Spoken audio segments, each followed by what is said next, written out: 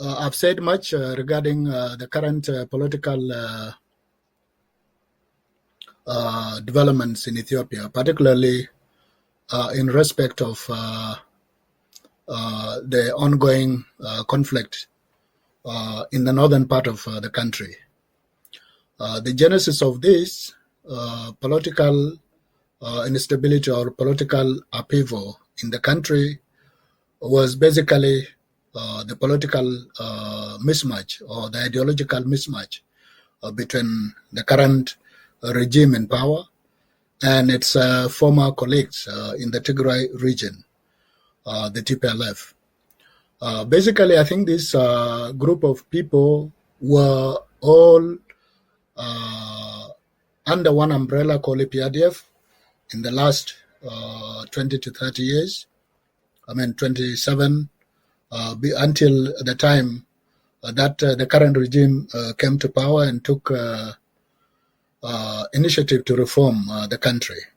And I think this reform was all clearly and loudly welcomed by many group of people who were opposed to the regime or to the APRDF rule that detained, that arrested, that displaced many people from their traditional homeland. In the case of Gambela, Benishangul and Gomozomo, and also some part of Oromia, I think land grab was one of the issues that myself and many others have campaigned against this evil so-called development project and program. Also, I think this reform that took place 3 years ago, we were all part to support the reform. But that, in terms of how it plays up in Gambela, I think up to today we have not changed. We have not seen any change of meaningful change in Gambela, particularly from the governance perspective, and also from the development-wise, because it seems that Gambela for the last 30 years has not seen any benefit or anything in terms of development. That is one thing that concerns. But some positive things might have happened, particularly the fact that the government seems to have opened up political space initially, although this has been now dwindling from time to time. Also, the fact that a number of people, opposition as well as activists, including myself, have managed to travel back home after after more than 2 decades in exile. And this was a welcome initiative, and we accepted, we welcome that. Even then, we tried to reform or to make sure that there is some input into the governance system in Gambela, but I think there is outright rejection as to what exactly the people of Gambela is expecting from people who have been struggling. Instead, I think the group that remains in power, or the group that has ruled the region in the last 30 years or more than 30 years, they have been in power, actually getting a firm hold on a political transition that we were all expecting to be transparent and effective in terms of changing the lives of thousands and thousands of people in Gambela. Now, the recent conflict that is still ongoing in the Tigray region, in my view, has two political, has two dimensions. One, the first, in the first place, the genesis of this conflict was purely political, whereby, as some may argue, that the return to the old Ethiopian administrative arrangement, and also the constitutional current arrangement, which many term said or would want to term it ethnic federation. These two groups that are one spearheaded by the TPLF initially, who coined this current constitution,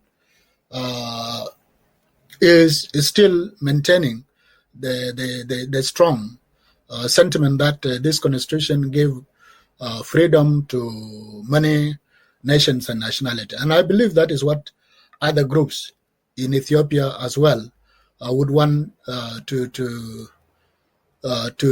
think this is the way forward regarding how Ethiopia, a multi-ethnic group or a multi-ethnic group, country, and an empire for that matter, can really keep as a country forward. But that seems to be slipping away completely from this conflict, from political now to taking a different shape, the ethnic angle, which is very dangerous.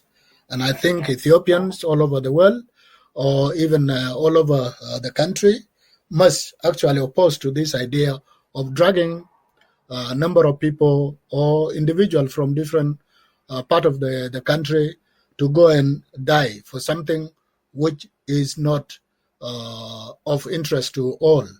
In fact, even which does not benefit the entire Ethiopian population. So my view is that the recent initiation to ask different special force from different regions of the country is not to benefit Ethiopia. For that, for one thing, is that this special force mandates are only to protect the regional boundaries, not the national boundaries.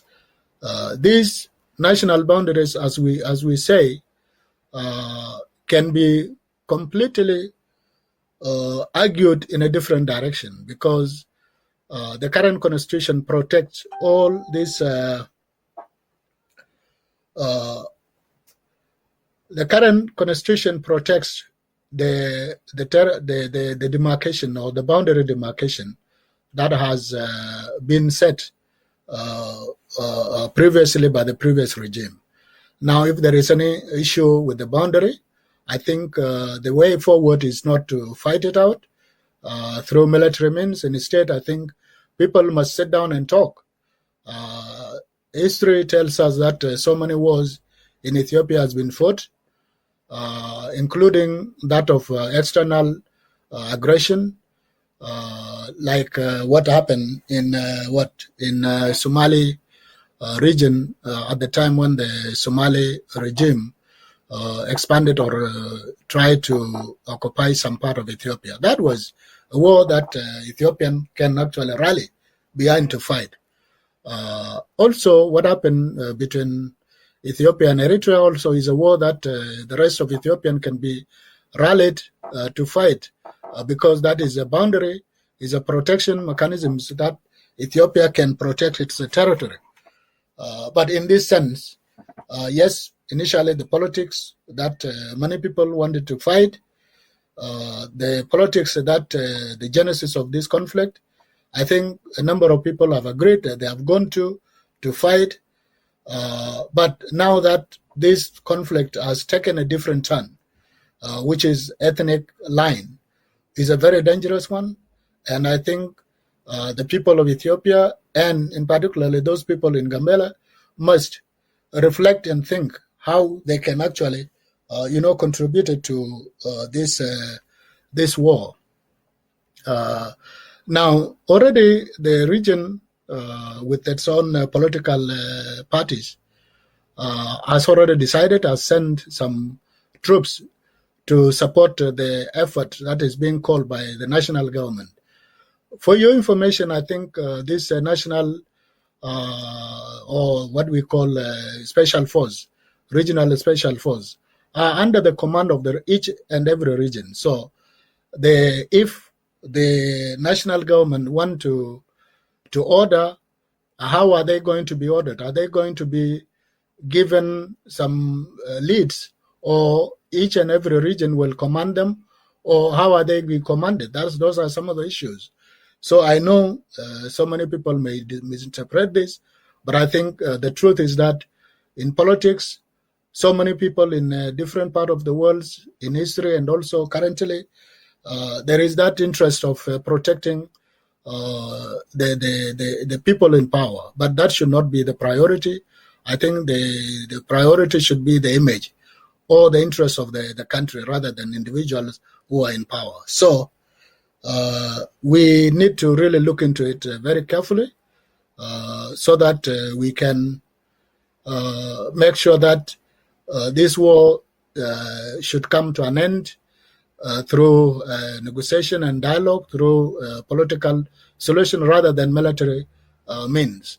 So there is no point of Ethiopians dying for something we know that tomorrow this family will come together and talk about. So there is no other, or there are no ethnic groups who are not Ethiopians. They are all Ethiopians. So we need to support this peace initiative. So I think that is what I'm trying to talk about here.